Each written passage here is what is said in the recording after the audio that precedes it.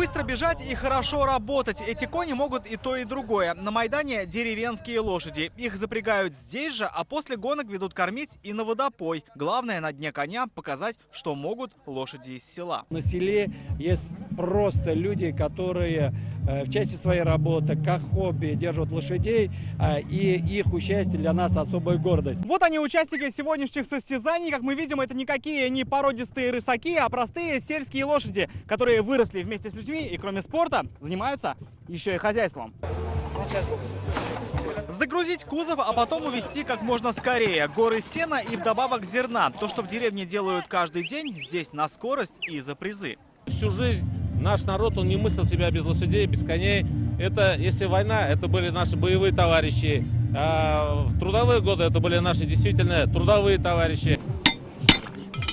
Не только работать как следует, но и ухаживать за лошадью как за другом. Самое ювелирное испытание – ковка. Ассы дают мастер-класс, как правильно крепить подковы. У копытного рога есть где мертвая зона и где есть живая зона. Вот надо попадать, гвоздь должен проходить именно в мертвой зоне, потому что если в живую зону попадает гвоздь, значит лошадь начинает хромать.